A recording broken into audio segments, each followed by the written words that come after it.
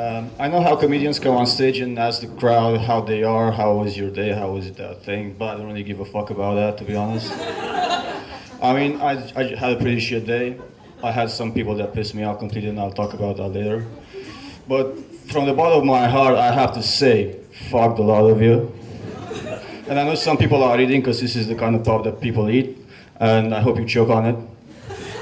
I mean, coming to a place where people eat is like being invited into an orgy and you're just sniffing. I mean, really? You're invited to have a quick shag and you're just sniffing because you like the smell?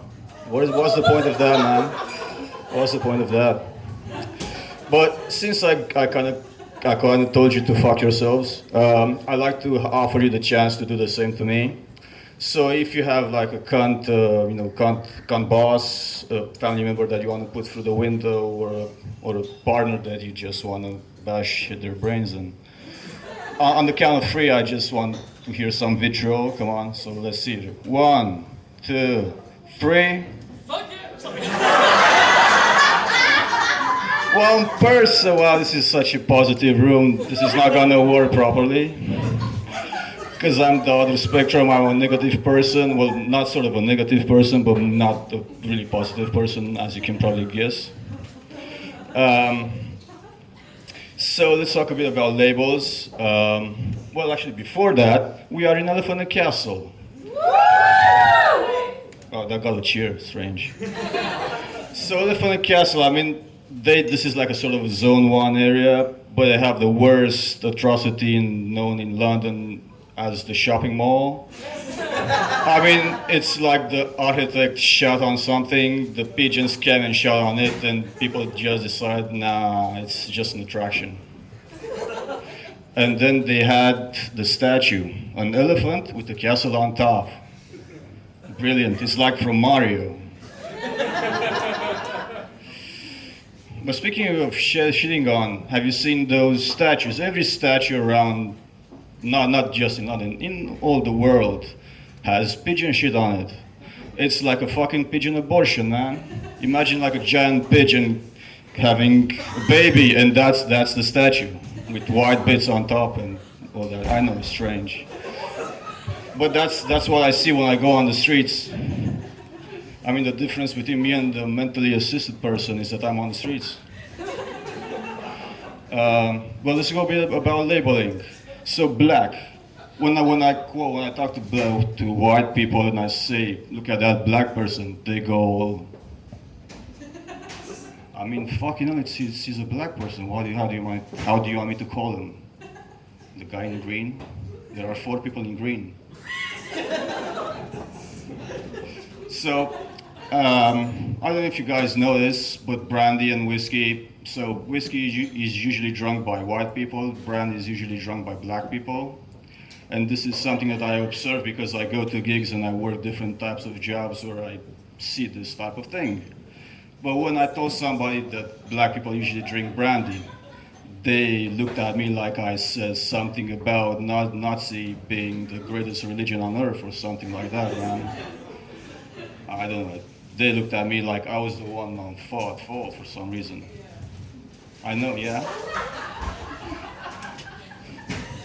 But that's how things are. I mean, they're black people. I mean, I lived in a house with Jamaicans, and no, they didn't puff pass, don't worry.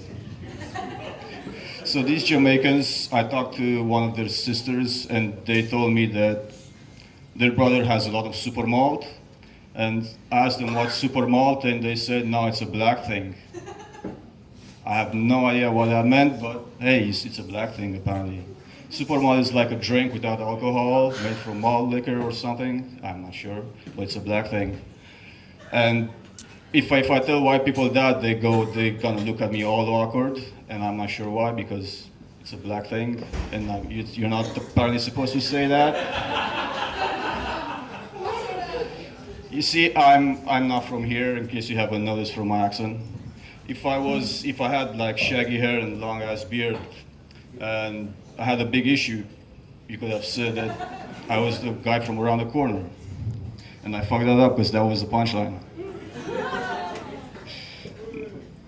I know. But yeah, Um, let's look at the what? No, these are actually saying something. Most crowds just there.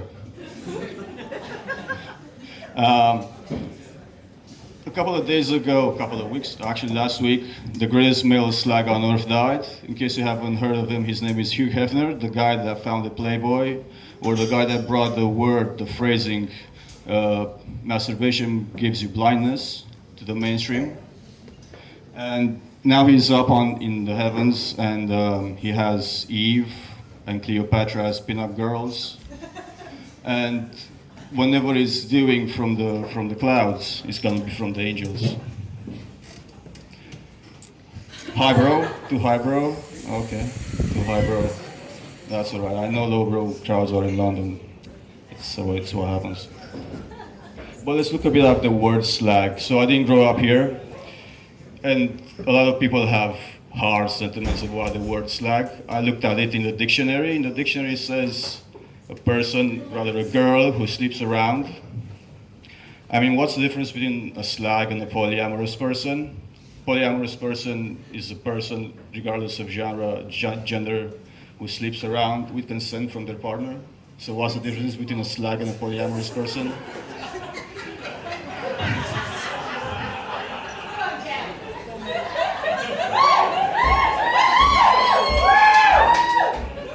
I have no idea what's going on. After that, then there's the prostitute, the person that sleeps around for money. Then you have the escort, the person that sleeps around for more money. And then you have the all-time favorite of the people, especially this guy who's crying right now, a porn star. A porn star is like a person that goes bouncy on sets for more money than everybody else in this room. So why is a slag such a negative word, but a porn star is such a sort of a positive word? Or polyamorous is like the hipster word for new age people? Nobody seems to give me an answer for that, to be honest. But they just keep saying that some words are offensive. I guess I just had to grow up in England to know what words are offensive, and I don't. What can you do? I just go and offend people because that's what I do, and people don't seem to understand that. Thank you.